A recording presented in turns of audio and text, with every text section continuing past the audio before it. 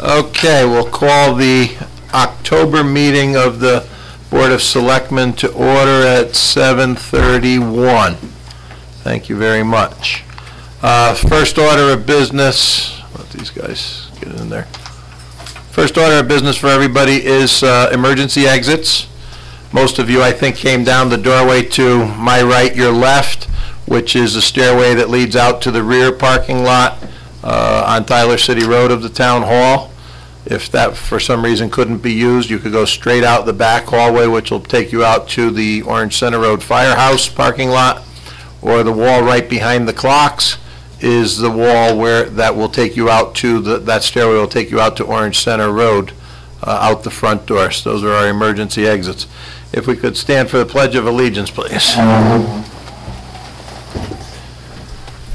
I pledge allegiance to the flag of the United States of America and to the republic for which it stands, one nation, under God, indivisible, with liberty and justice for all. Okay. Thank you. Now we'll go around the table to introduce our board. We do have an extra member sitting with us for a short while tonight. He's in training. Could be another opponent or something. I don't know. We'll start on my right with Mitch. Mitch Ogat, and once again, for the second time out of the 3 meetings, I have members of the Principles of Public Administration class from University of New Haven here joining us. Very good. Ralph Okenquist. Key it, Ralph. Hi, Ann Petting. Vincent Moreno, Town Attorney. Good evening, Joe Blake, and it's nice to see you from government sitting next to me. Anthony Nastri. Roy Casacrio. Okay, very good. The first item on the agenda is public participation, and I have to make an announcement at this point in time because it could affect, seeing some of the faces I recognize in the room.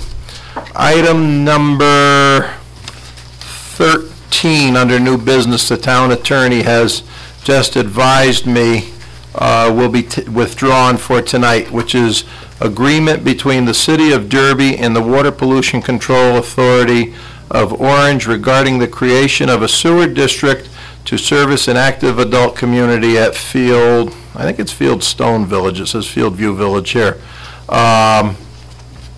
Vincent was supposed to present case on that, but evidently a lawsuit has been filed against the town at this time on that, so that we're not moving forward with the sewer discussion.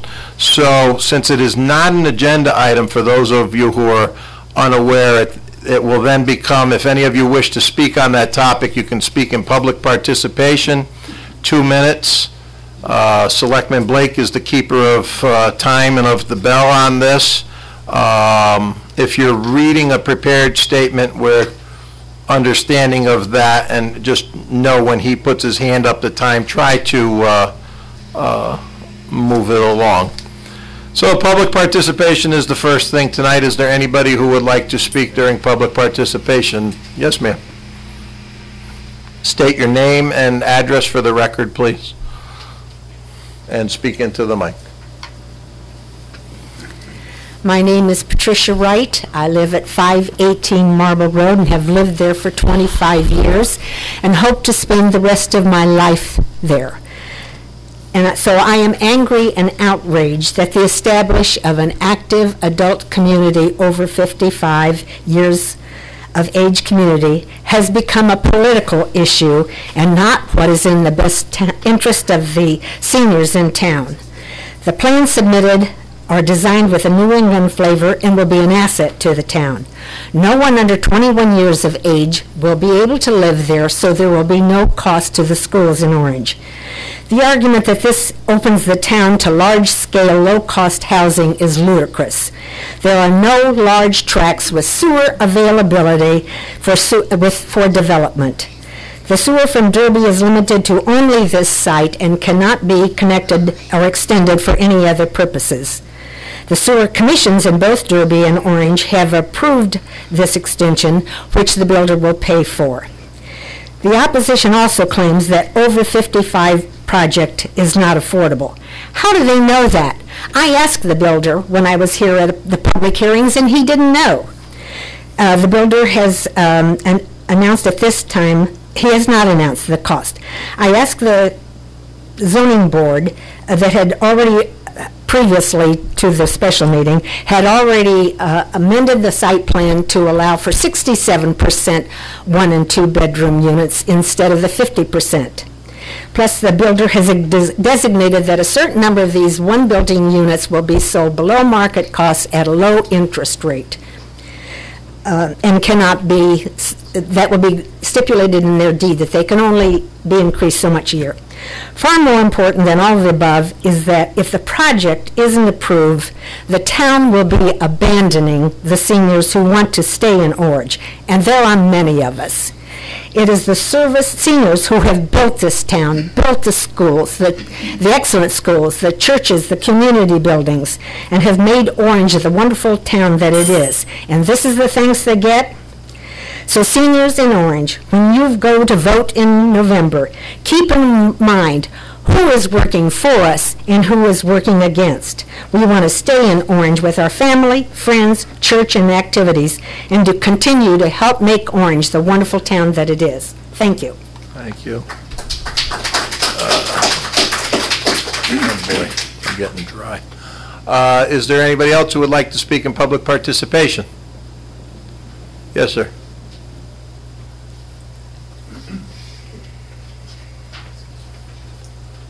Name and address for the record, please. Warren Malston, 81 Red Cedar Circle. I believe the seniors have been betrayed.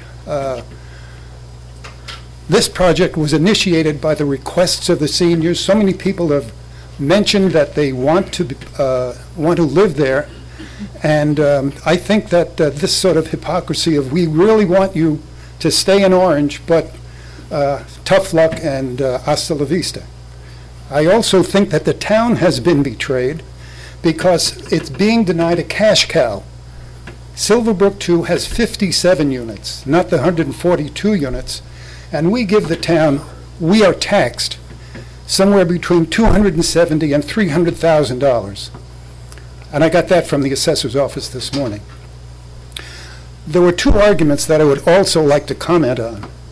One is that these units are overpriced. The units, 1 and 2 bedroom units at Silverbrook 2 are going for $300,000 to $400,000. These are 10-year-old units, and we don't have the perks of a swimming pool, a recreation hall, and all that other stuff. The Time for home. Bye, Jason. And I think that's just about all that I did want to mention. But I do think that this decision should be rescinded. I think, and I hope that the town has the tools that will certainly take care of that. Thank you. Thank you.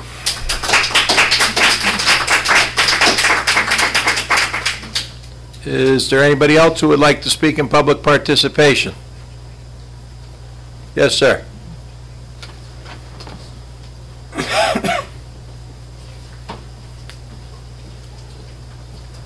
Thank you. Name and address. Yep. My name is Tom Sullivan. I live at 11 Skyview Road. It's the property right above the Pine development or planned development. I think my frustration, just to share with the members here as well as the community, is really been the lack of communication with those of us whose property butts up against this proposed development. There's been really a lack of communication. Even today's meeting, many of my neighbors just found out about last night. You know, for those of us that are going to be directly affected both by the sewer connection as to potential future use, as well as to what it means to our individual property levels, property assessments here in Orange, it's really just disturbing that we haven't been able to learn much about this property. We did sit through a meeting with the developer. I think the cost of the housing, from what we understood, was more than some of the costs that you were referring to earlier, ma'am. But I think it's important that, you know, the developer really lay out in true form what this is going to cost for our senior citizens. I mean, one needs to look at the entire economic impact to an individual And, you know, the homes being sold potentially in Orange by our retirees who want to stay in the town and should stay in the town, you know, may not have that equity value that's required to be able to buy a home between $400,000 and $500,000 or between $300,000 and $500,000, whatever it may be. My point is, I just don't think all the facts have been laid out.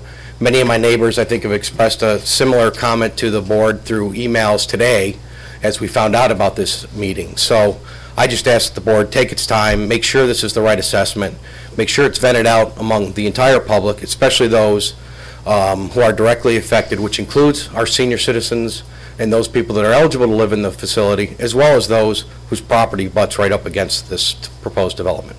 Thank you. Thank you. Is there, yes, ma'am.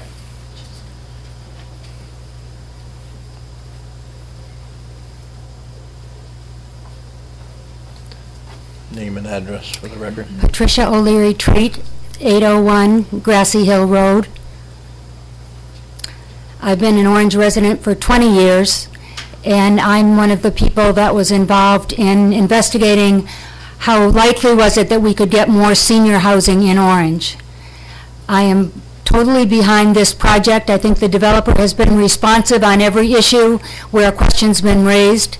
I would invite the Skyview residents to put their questions down on paper so that they can be addressed. And I'd like everybody to remember that every community adjacent to or near our own has provided senior housing. We are the ones that are dragging our heels. I hope we stop doing that. Thank you. Is there anybody else who would like to speak at this time for public participation? Yes, sir. Mr. Finley.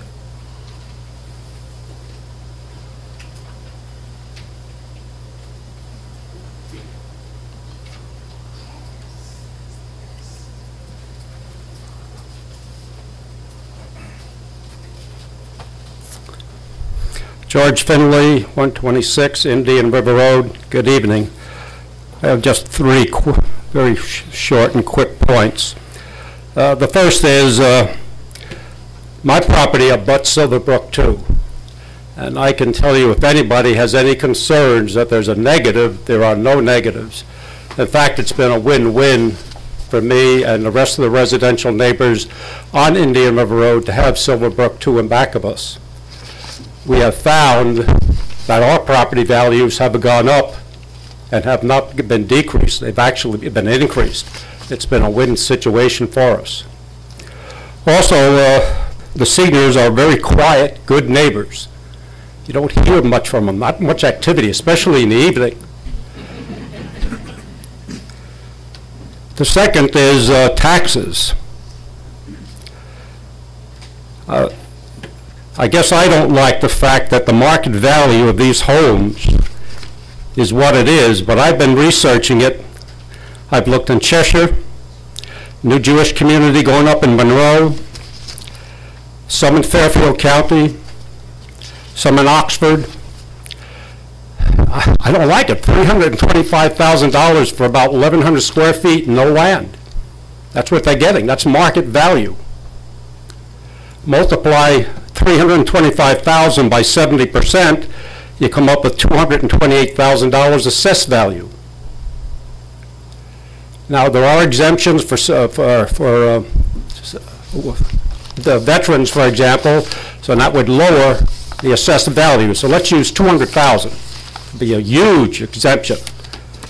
200,000 assessed value times our mill rate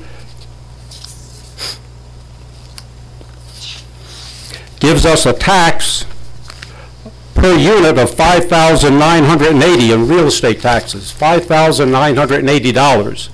Multiply that by 142 units, that's $850,000 in real estate taxes that we're ignoring. Add the personal property taxes from those units and you're up over $1 million. Lastly, density.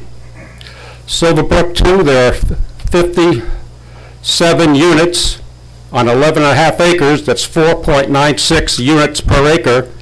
This new development, 142 units on 41 acres, or 3.89. This new development is 21.6% less dense, less clustered. It's a good investment. We should go ahead. Motion Okay. made to extend 1 minute. Oh, Do you need a thank minute? or is Just it- finished. Okay. Thank you, Mr. Very Blake. good.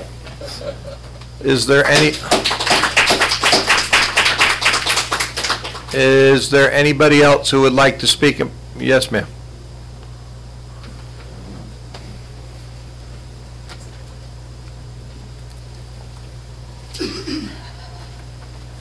Rose Bradley, 270 Sarah Circle, Orange. I am not used to speaking in front of people, so. It's all right, relax. It's all right. This is a letter that I have written to the 4 newspapers, so I thought I'd read it here. My title is Shame on Orange Democrats. Orange Democrats, Kaplan, Mann, and Joan, Goldblatt, Sousa, and Tarbox are not listening to the seniors of Orange. All other towns are building age-restricted communities, towns such as East Haven, Wallingford, North Branford, among the few that I have read about recently. Why are there a few in Orange who do not want the seniors to stay in the town they love? If we want to downsize, there is nowhere to go but out of town, which many have had to do.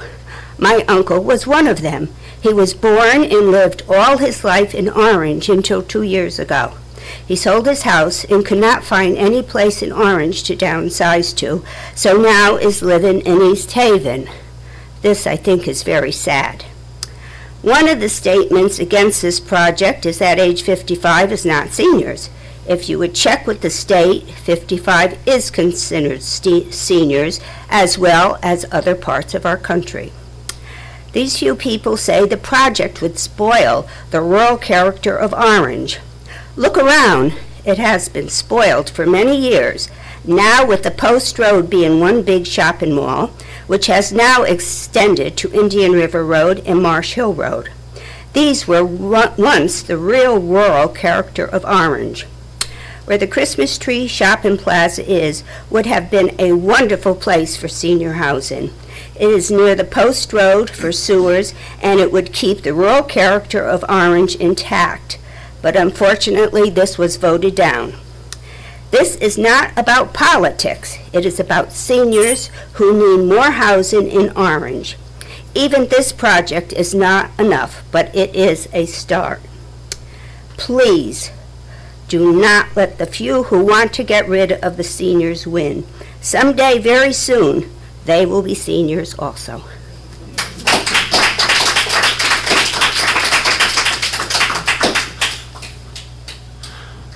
I'm grinning because I have a birthday next week, and somebody at this table had a birthday.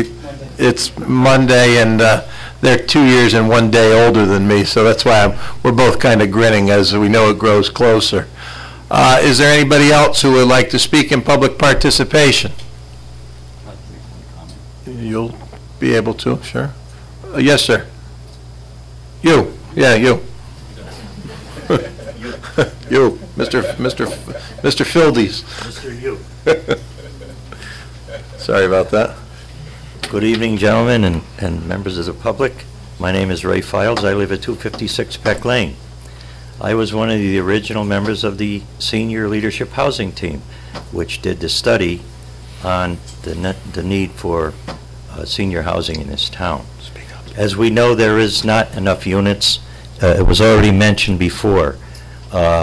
This being, I believe, probably the only place that it would go and go well. It has the support of the fire department, the support of the police department, the support for the state, for the roads, the traveling, whatever is there.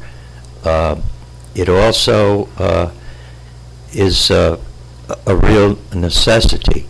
I believe at one point there was over 120 people already interested in this project and ready to jump on board. I think the developer has put a very professional program before us.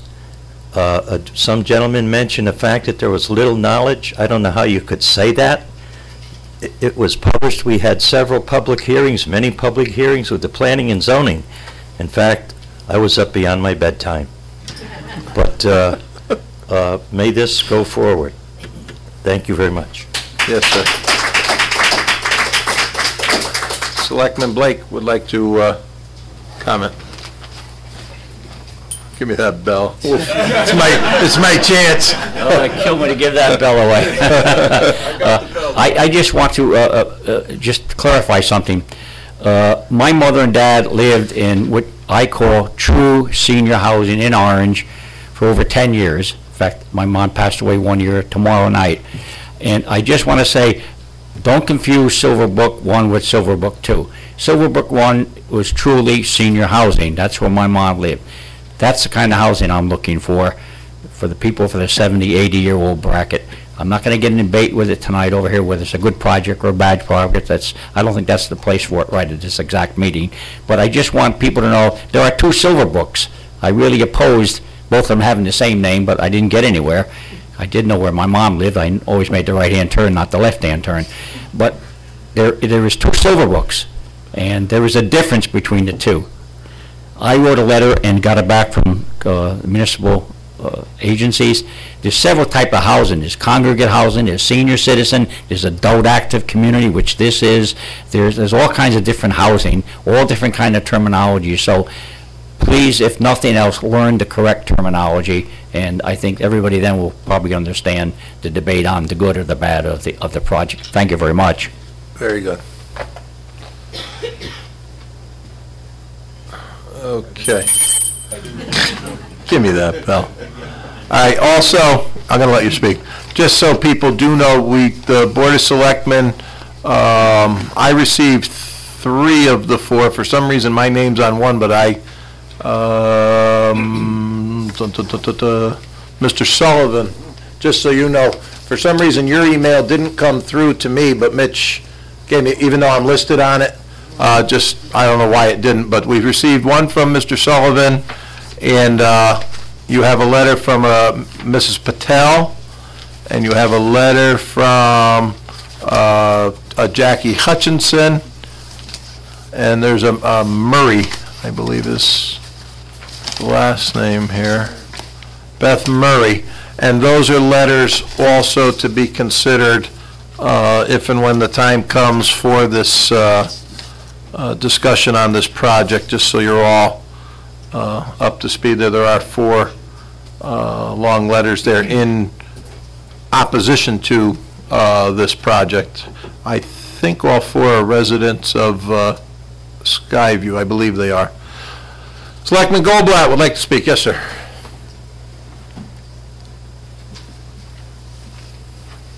Thank you.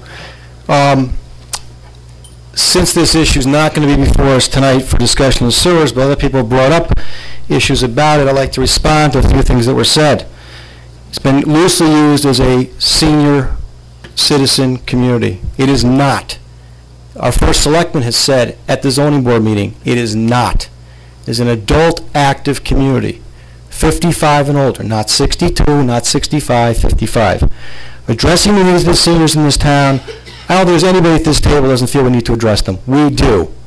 This is not the project to address them for the simple reason that, A, it's not directed at seniors, B, it's not an affordable housing project, and C, most importantly, the bringing in of sanitary sewers from Derby does open Pandora's box. This town spent over $300,000 to $500,000 fighting Avalon Bay. There is plenty of vacant land around this project that could easily be brought forward the next day or soon thereafter by someone like an Avalon Bay to put up high-density housing, and we would have no recourse. The only reason there's not high-density housing on the Housatonic Overlook is because there weren't sanitary sewers. Our memories are very short in this room, that we have pushed for senior housing. We have some senior housing in this room, in this town.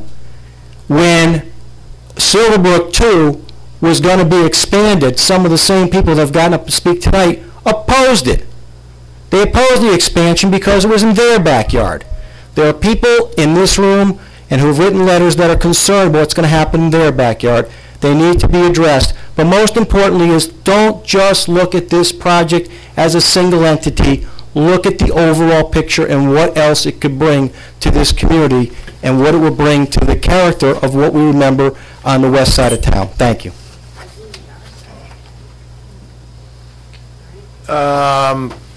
Lady, there we go, Mrs. Nyan.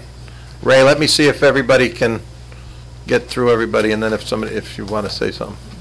I don't want to get into a banter, however, of he said, she said. If you have a statement to make. I'm Nancy Nyan, 1 Club Road in Orange.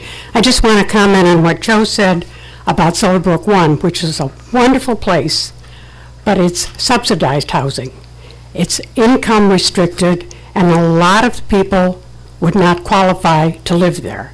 So that's a whole different ball of wax, nothing to do with what's proposed on the Hine property. Thank you. Thank you. Is there anybody else who would like to speak in public participation on this or any other topic? I mean, you're welcome to speak about anything, really, as long as it's not on the agenda. Okay, hearing that, I just have the... Yes, sir. Oh, I'm sorry, Mr. Ray Files, I didn't see you there.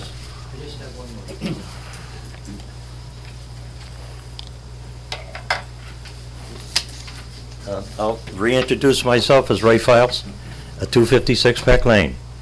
I just heard the word affordable mentioned. No one ever said, nor was it ever stated, that this was affordable housing. And we definitely cannot talk about congregate housing. God forbid, there's enough trouble with this beautiful project. But let's do not say affordable. Thank you. Okay. Is there anybody else who would like to speak in public participation? Okay. The housing project at this time is, I guess, in a lawsuit with the town of Orange over the denial a week or two ago. Just so you know, I support the project, but I have nothing to do with it. It's been insinuated that I do at different times. I do not have anything to do with it. The senior leadership group kind of started the ball rolling on that, and they connected with the developer, and that was stated at a public hearing very early on, and your efforts are truly giant there. But yes. In order to probably take it off, you should probably have a motion to table. Okay. We should have, well, we can do that when we get to new business. We'll do that. Okay. My announcements. Bulky trash pickup. Bulky trash pickup has been a hot topic in town for a couple of years now. We had one about 7 years ago. You are going to have one again. Bulky trash pickup will start next week, the week of the 15th. And if you are normally a Wednesday recycling pickup, your pickup for bulky trash will start the 15th of October, approximately. If you are a Thursday recycling pickup, your bulky trash pickup will start about the 29th of October. If you don't participate in the blue bin at the end of your driveway recycling and you are unsure, call 891-2122, extension 737, 738, or 712. And any one of those extensions can tell you what session you will be in with the bulky trash pickup. But that will be starting next week. If you have trash that you want to put out, there is a whole list of items that are acceptable and unacceptable. It has been published in the newspapers, and we just sent out a release on it again today for next week. And although it may get in by the end of this week, maybe.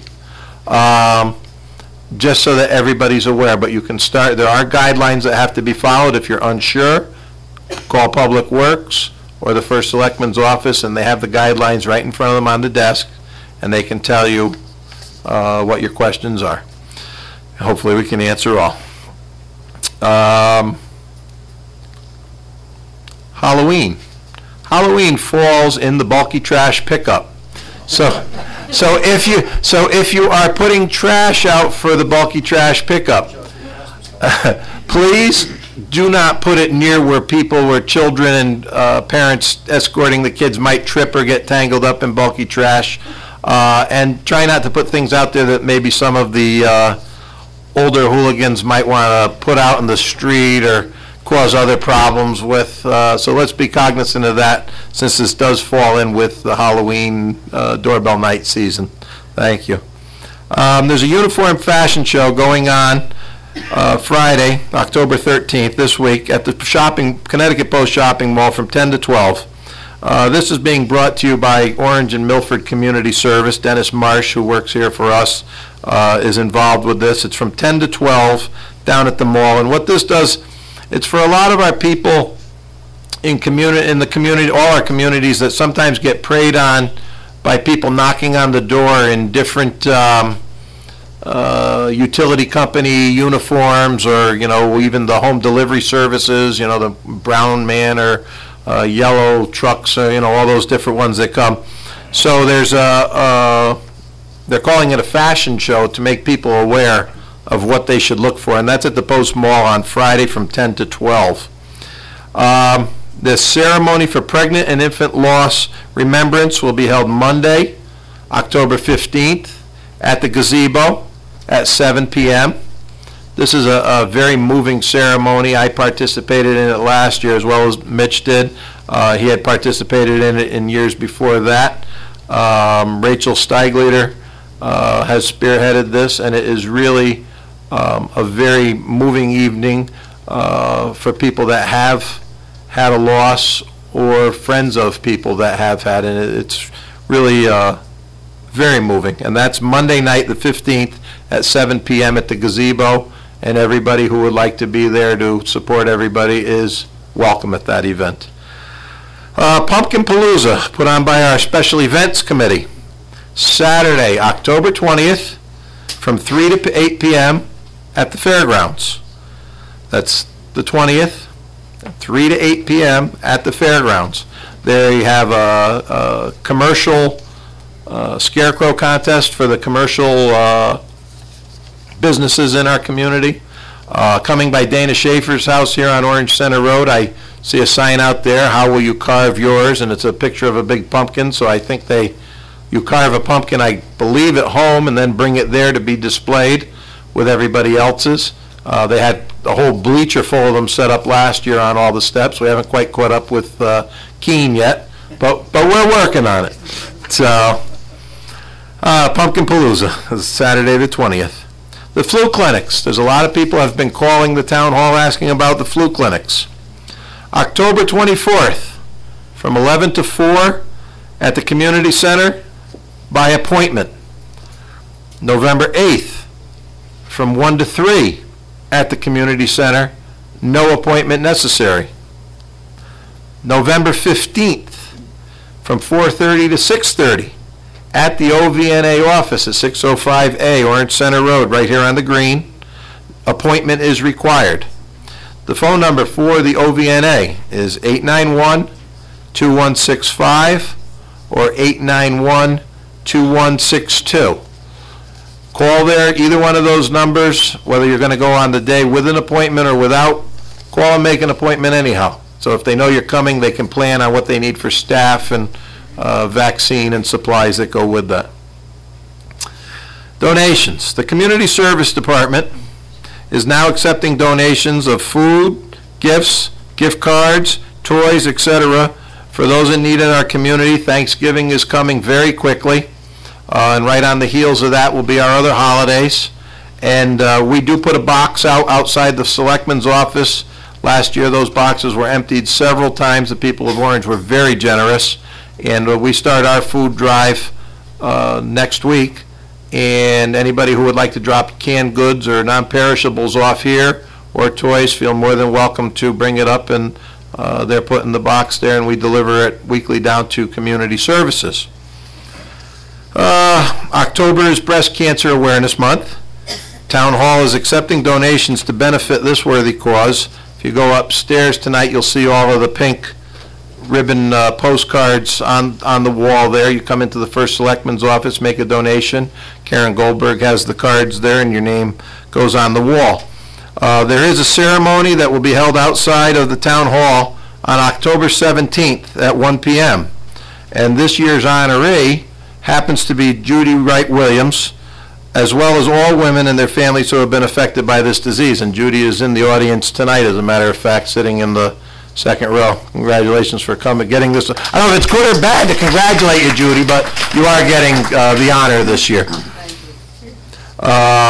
Extreme Makeover. We talked about this last month, and now we're on it again. October 14th at 7 p.m. on Channels 7 and 8. Attorney Vin Marino and his law firm helped to work on this. Orange Fence and Supply with the Cosacrio family worked on this. Lily in August, which has a warehouse up on Marsh Hill Road, donated the furniture for this place. So we had a lot of involvement from the town of Orange in this home. It was in Bridgeport, but we're very proud of all of you for giving of time, effort, goods, services, and all that goes with that. At this time, that's all that I have for announcements. Did I miss anything? If I did, please let me know. Okay. That was a long start. Let's see, minutes. Approval of the minutes of September 19th, public hearing and regular meeting. This was quite a thick packet for this one. Were there any errors, omissions, corrections? I'll make a motion, minutes be approved. Second. Okay, is there any discussion on that? Hearing none, all those in favor? Aye. Opposed? Abstain? Unanimous. Okay, old business. First item under old business is discussion on the solar voltaics analysis that was given to you last month to review. Mark Peasy is in the room. I know Anthony has done some review work on this himself. Would you like to, is there any discussion on this first, or would you like Anthony to give? I have no idea what he's presenting. So would you like Selectman Nastri to start? Yeah, what I've done is take one of the spreadsheets that Mark submitted, and I've added to it some of the considerations that I thought would be valid in our deliberations. Okay. I'm going to move off to the side until that's done, so that everybody can see it.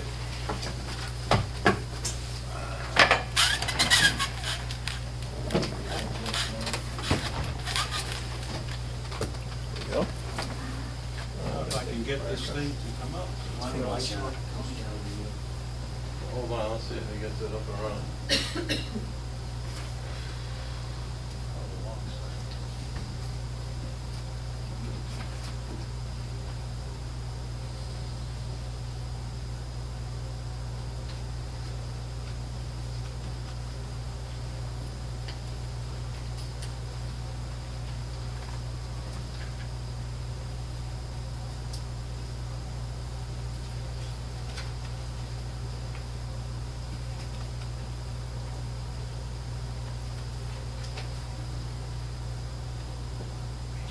Up in the air. Oh, I have to hit function? Once that's on.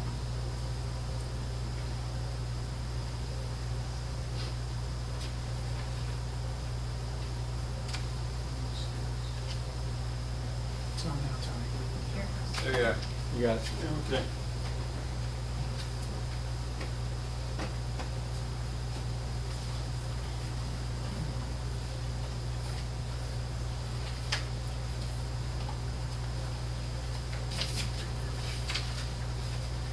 There you go.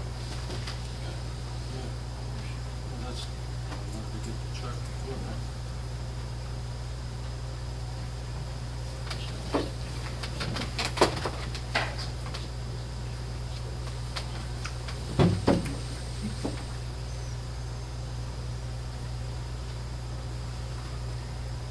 I'm trying to get the table.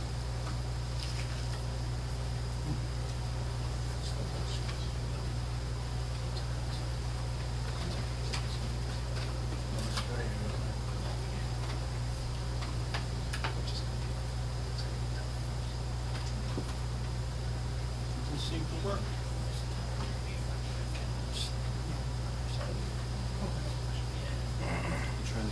I'm trying to go. page up on the slide, but it doesn't seem to.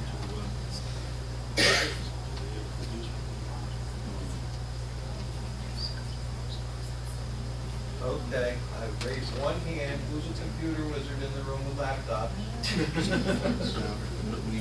This is the second slide. Hold on. I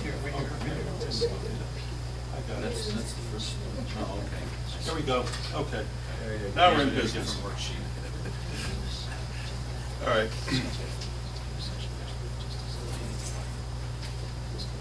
This is the worksheet that Mark provided. The yellow is the data in his presentation. Over on the left column, you'll see the, I think it'd be better if I sit down. All right.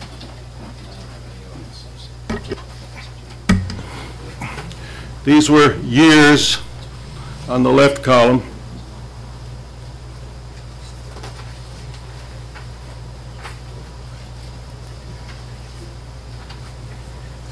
Then this is the cents per kilowatt hour of electricity. And what he's done here, he's increased that for the first year 19.5 cents, and he's increased it at a constant 5%. So you can see as you go down this list, in 15 years it goes to 38, and I think it goes all the way up to 63 cents per kilowatt hour.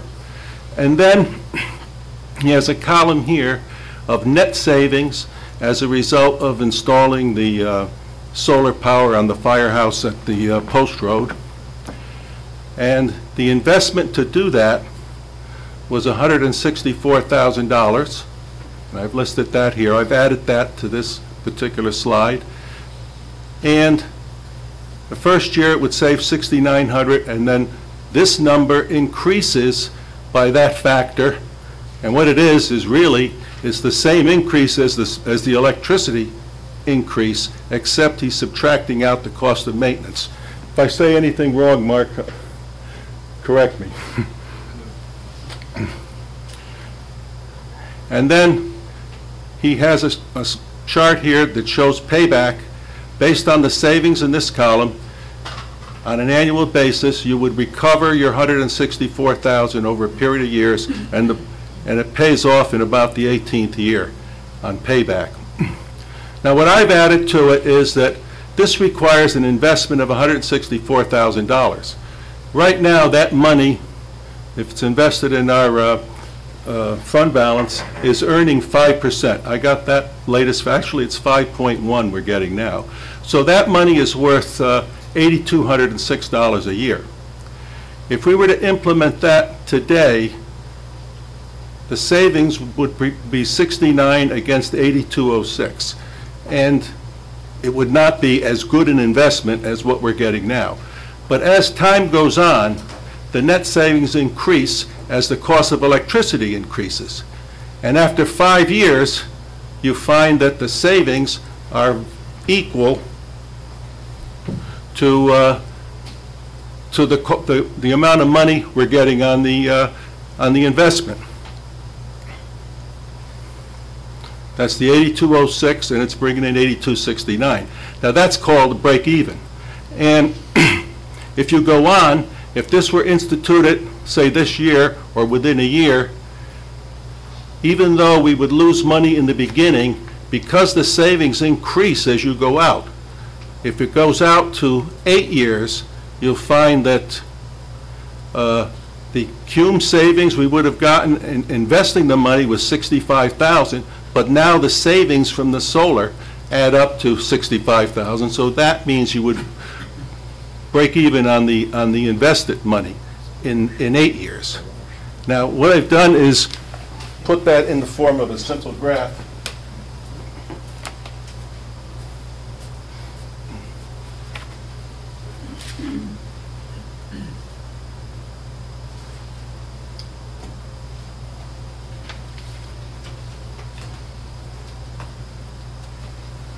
Let's see if I can get rid of that.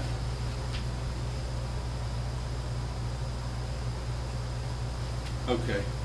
And what this graph is showing, that this is like investing in a CD. This was the microphone. Oh, excuse me.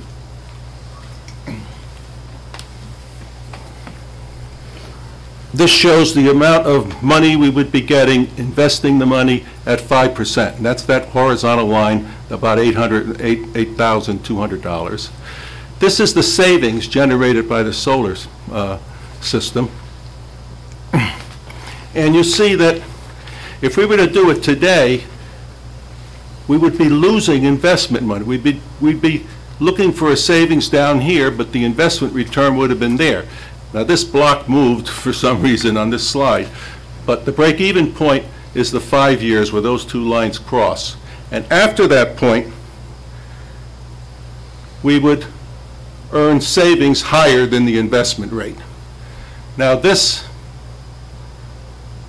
is based on 5%, which is a solid figure. The savings here are based on about a 5% rate, but that is based on electricity costs going up 5% per year. And I'm not so sure that that's actually going to happen. So I would ask Mark to address that as a subject to help us on that issue. And the other thing is that it would seem that in looking at this chart, that if we waited 5 years and install the solar panel here, and savings, we would start right away with savings greater than what we could get in an investment. So as far as the Capital Planning Committee is concerned, I know you have projects of $400,000 every year roughly, but you may, in your prioritizing, want to move this to the right to see if the increase in electricity actually happens, and then schedule this for implementation at a later date. So the analysis is that it does seem to produce a good return, and if we start it at the right time, I think that we can take advantage of the savings, and the savings would be greater than that money is paying us in investment.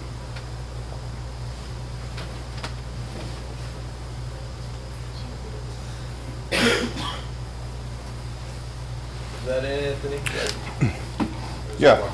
Okay. I just want to put the other chart back up.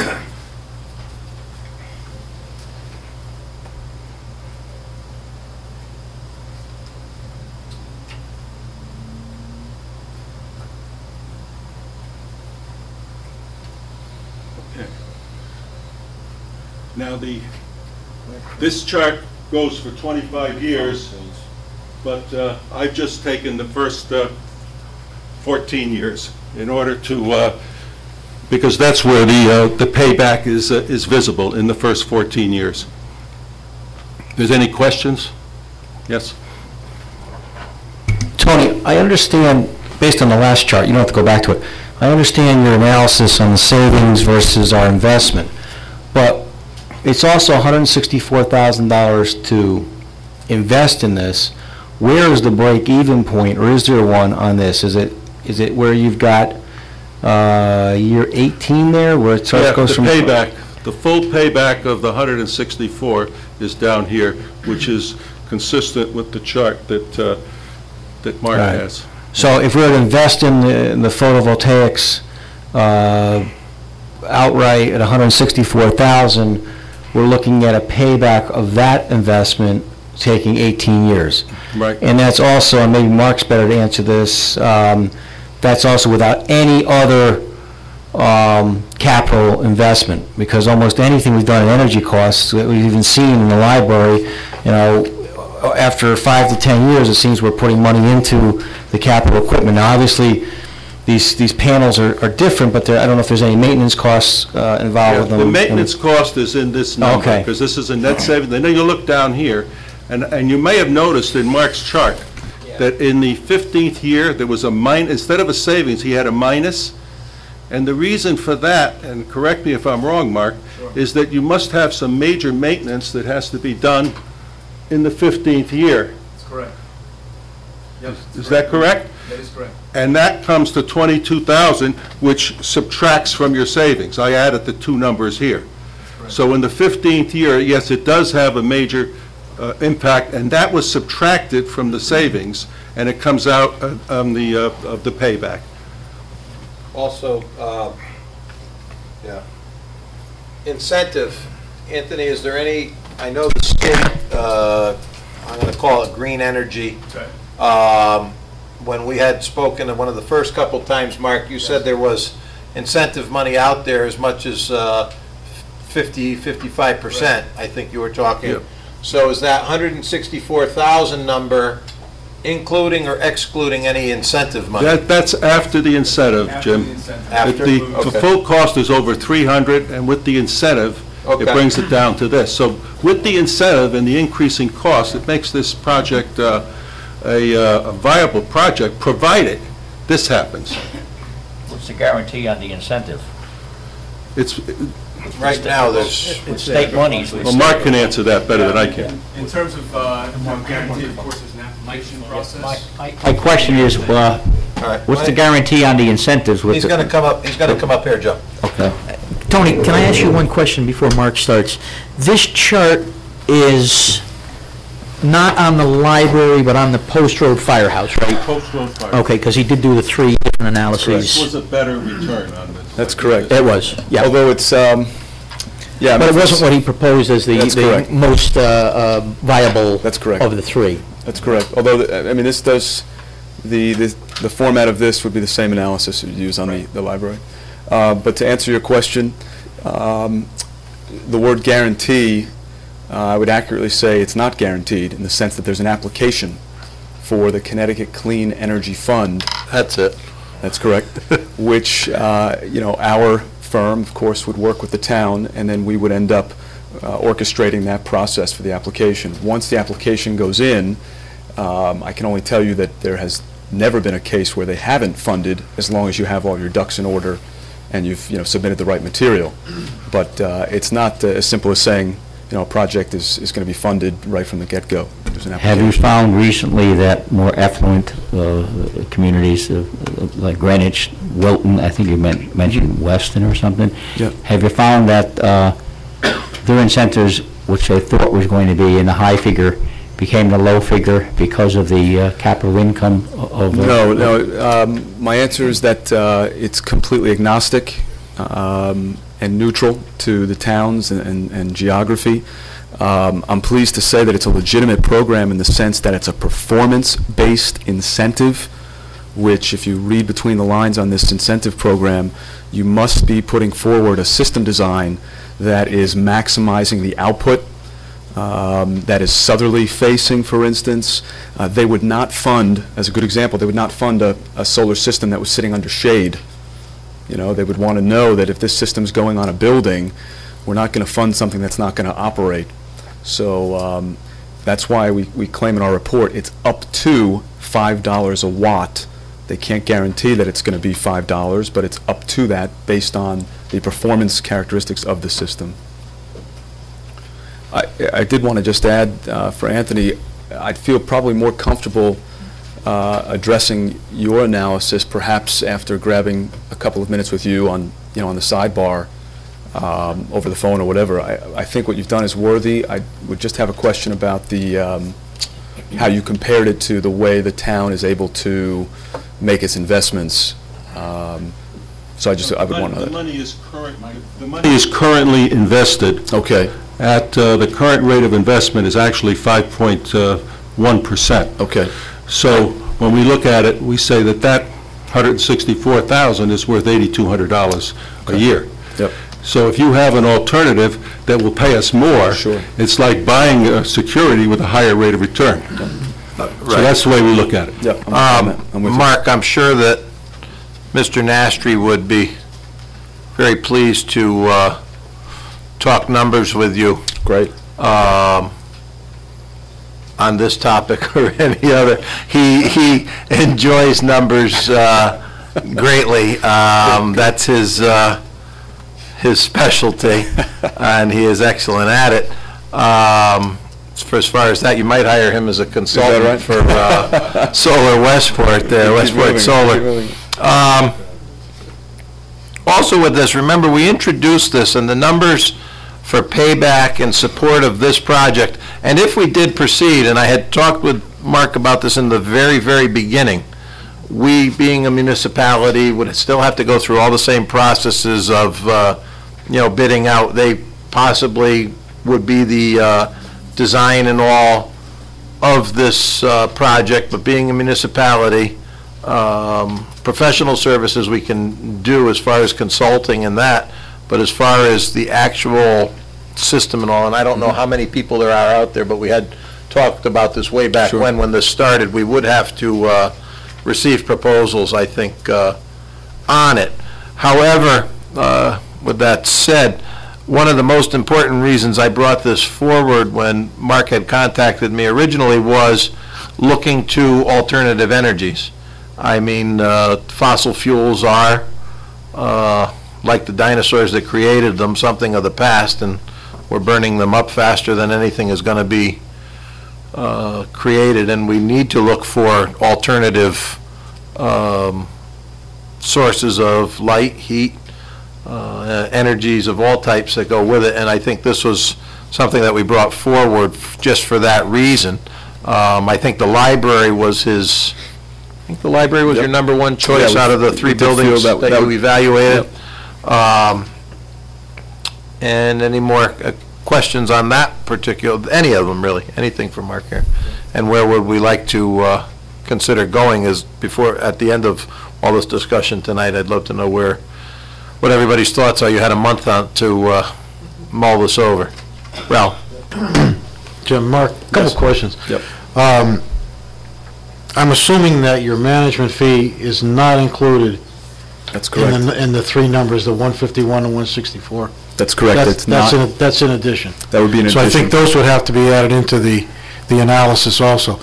The other thing I'm concerned about is the estimate of 5% a year on electricity rates.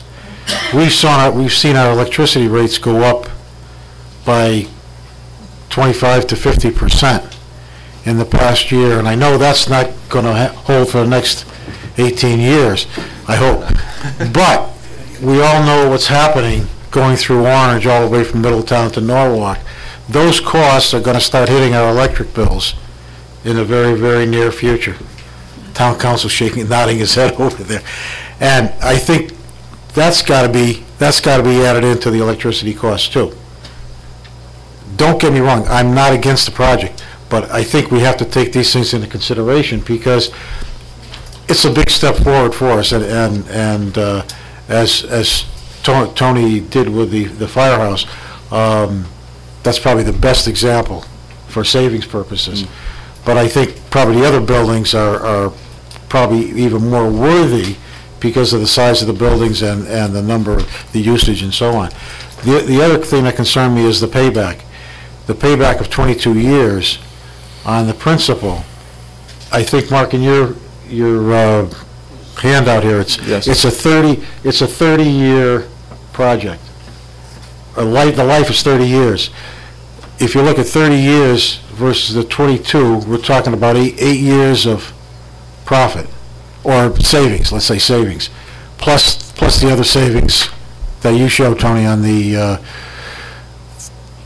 what we would get back versus the cost, the savings we're losing on the investment. Are things going to get a lot better in the next 10 years? Cheaper? Because I think what we've seen is as we go along with technology, things get cheaper. And I think for us to invest money right now, we have to take a good look at this. I'm not against it. As I said, I'm not against it, but I think these are things we have to consider before we go forward. And again, I think as you said, Jim, we've got to go out and get quotes out before we do anything anyways. But I think these are some of the things we have to take a look at. And I think, Tony, you can probably do that when you go back and talk with Mark, regarding some of these numbers. Sure. The caution I have is that the analysis is no better than the assumptions that you make. So if that electricity doesn't come in the way it's planned to come in, if something either higher or lower, then all bets are off. Then the analysis doesn't work. Yep. What we could do, if I can interject, Tony, on that, is you could almost change the model to do a 2% increase, perhaps, and then just look at the sensitivity. And that's why I did it, to check the sensitivity. Yeah. You can do that. And again, remember, payback is part of it, but looking to the future, whether it's for us or our children and grandchildren, in my case, it's just for me, I guess. Jim? You know, we need to look at that down the road, you know. What I was going to say on that also is that part of what Ralph says as far as technology costs coming down, part of what drives that is development and building of these technologies. If nobody's doing it, the costs aren't coming down. The payback is one facet of it, and frankly, at least as big a concern in my mind are the environmental costs and the environmental gains. I don't know, you had, Mark, some assessment of the environmental impact in here. I don't know what you used. Did you average different forms of electrical generation to come up with that, or did you pick a particular... Yeah, we have a metric that we use based on the characteristics of the regional grid. So for this particular area of Connecticut and the country, we're able to determine based on the type of sources for energy, whether it's, for the most part in the Northeast, it's basically coal-generated sources, so that the environmental impact would be different for a solar system of this size in Florida, for instance.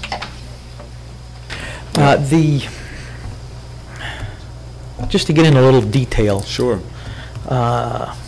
Sun power monocrystalline modules. Yep. I heard somebody refer to those as Mercedes-Benz of photovoltaic. Is that right? Yeah. But the comment was also that this is from someone who builds these in a different part of the country, that that particular unit, I think because of the initial cost, is not often used in commercial applications or municipal applications. That apparently it's a much better, more attractive unit than some of the others that are out there, but that it's generally for that reason used primarily in residential applications. Okay. You know, my feedback there is, given experience, that's not the case. We use the sun power in Westport on a flat rooftop building.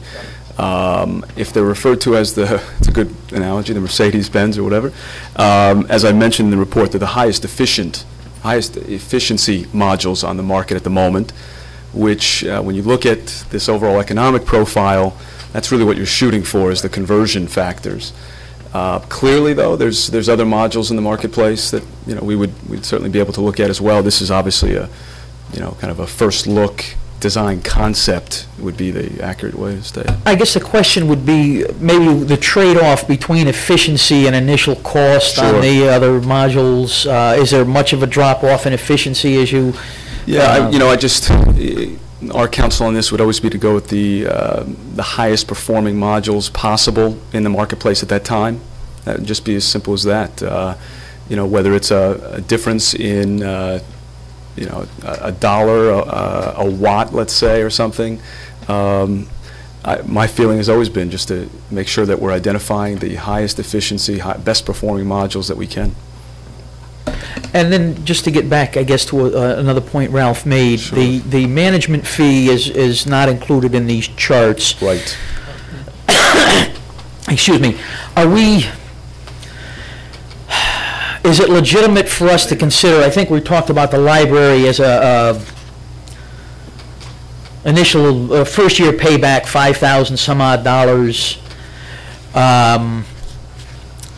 Would we then consider that the management fee on that basically adds 9 years to that payback? No, what you would do is, in the next iteration, I'll come back with two different things. I'm first going to address the putting into our model a rate increase that's less than 5%, again, for the sake of a sensitivity analysis. The second thing I'm simply going to do is just add the fee to the overall upfront capital outlay, and you'll see that spill through to a payback that, of course, is going to be a little higher. I did that actually before, and it turned out for the library, on a payback that today is 22 years, when I added our fee, that payback went up to 25 years. So the impact was roughly 3 years. But I'll show that and send those documents back in. Just a last question. You've got in here notes about a rate of somewhere around 850 to 950. What is that per kilowatt? That's per watt, basically. Per watt, for the basically total for turnkey, installation. Yeah, turnkey Okay. installation costs we've found in the market today. That's basically in this part of the country, because I correct. heard some lower numbers. Yep, that's correct. Okay. In this part of the country, also given the size of these systems, that's based on anecdotal evidence. In fact, in a model, I also put that we stayed fairly conservative at about $9 a watt for total install cost. If you were to look at a 300, 400 kilowatt system, there are some scale economies in that. You'd have a lower install cost. So, my sense, just in closing, as in summary, is that, as the first selectman has said, I think what we've done, in the very least, is we've brought this to a point where you can actually have a conversation, and one that has some substance to it. Our recommendation of the 3 buildings, we've looked at about 6 buildings, and we came up with 3 that we felt were feasible for solar, given the orientation, given the roof condition, etc. The reason why the library is such an appealing project is that that roof is 100% south-facing into a parking lot. So it's just a wonderful... Doesn't get any hotter than that. No, it really doesn't. And in fact, if you look at, as the first selectman was saying, if you look at some of the other attributes of these projects, one is just the visibility of that roof is wonderful. The second is the library as a building itself is a public facility whereby a person could walk into the lobby, and if you could imagine having a kiosk or some kind of interactive display, you could hook in that. Right now in Westport, on the Town of Westport website, anyone is able to click on a picture of our solar system, and they can see the output and et cetera. The science classes can kind of get involved in some of these demonstrations, et cetera. So we felt that when you add those factors into the overall equation, the library was very strong. I guess my point was that if we're going to do this on a strict dollars payback decision, you might never do it. That's correct. There's a lot of other factors that need to weigh in, and environmental being one of them, but the public relations is not the proper term that I'm looking for, but the idea that a municipality is going forward with this, I have friends in town that actually have ordered a system for their own home, and we've looked at it, at least anecdotally, for our shop. It's a south-facing roof, and it's it's big flat area. If we don't get off of ground zero at some point, nothing's going to get better. This is very true. This is the whole driving force behind why I, wanted to explore this opportunity. Mitchell. Yeah, 2 quick questions for Mark. Sure. First is if the library is so appealing, and I can see why is the payback on the firehouse that much better than or quicker than the library? Yeah. And I'll just shoot you the second question at the same time. You've got some commitments from Westport for this as well. What was the projected payback time in Westport's project? I'll take them going backwards. The town of Westport, the payback was exactly the same kind of profile. And frankly, they let us know right up front that unless they received that grant, that obviously there was no way they were going to move forward.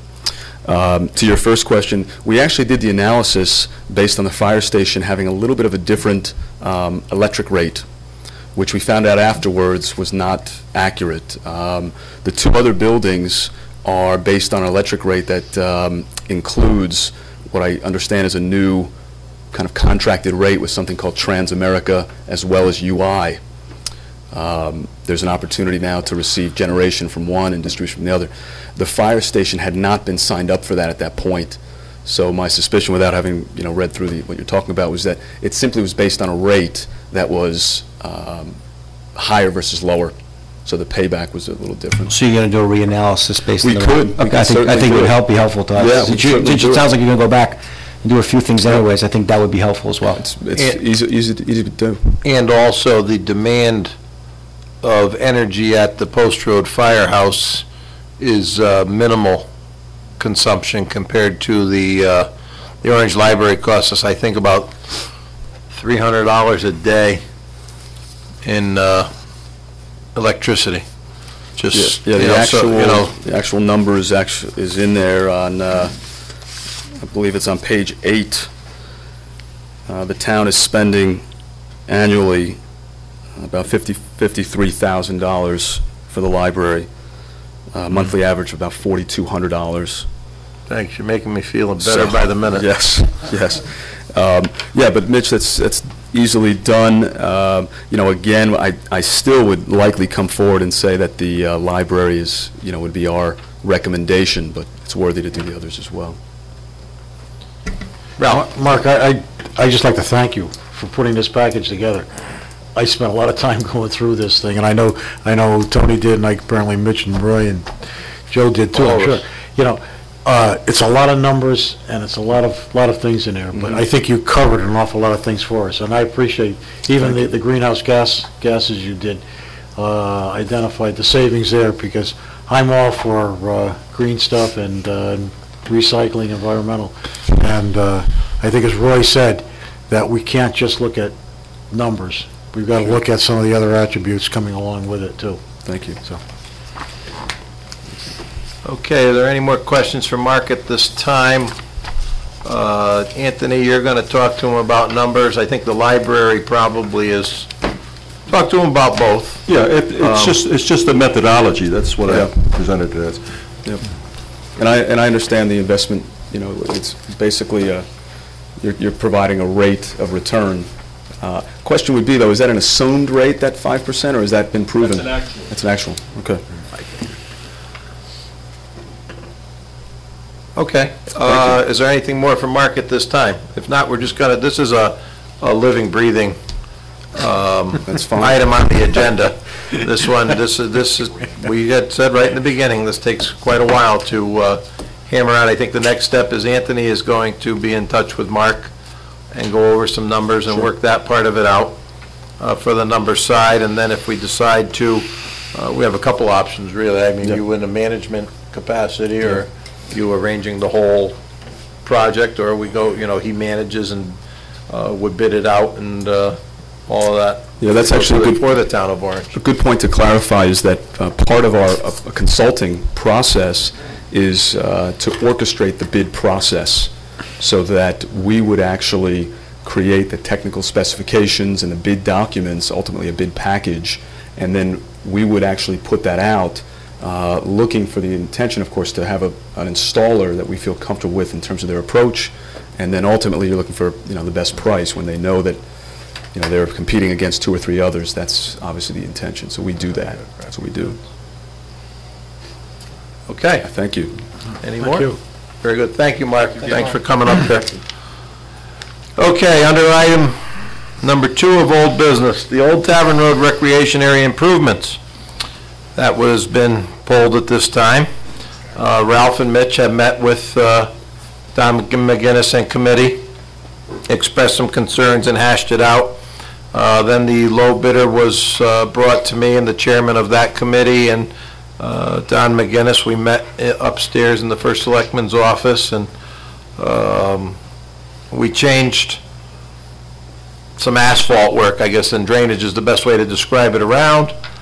And I told him a figure that Park and Rec had that they could deal with for that part of the work, knowing that we had to retain some for some drainage and lighting as well.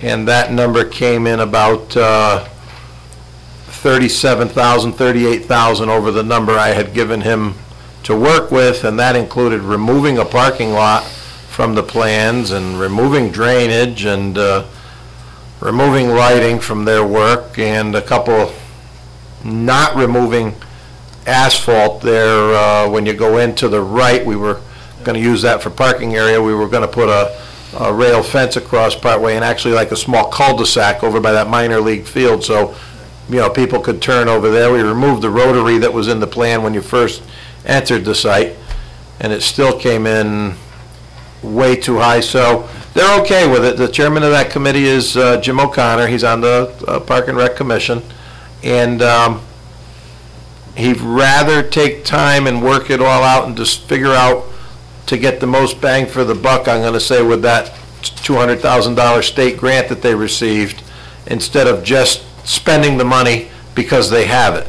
And I was really glad to hear that and, work with them on it, and that's where they are at this time with it, so that that's why that was taken off the table for tonight's meeting. That just happened yesterday. Item number 3 under old business is the septic problem that we talked about last month at a residence here in town. And Attorney Marino tells me at this time... Nothing further to report. There's nothing further, and those people do have another home that they are living in, so I don't think that the town of Orange needs to go forward with the installation of a septic system for those people. And if the consensus of the board, just by a nod of the heads, is that I need to report that to the superintendent of schools, there's a discussion ongoing there also. That's what I had told him primarily when he called and asked about this after our last meeting. All understand? Very good.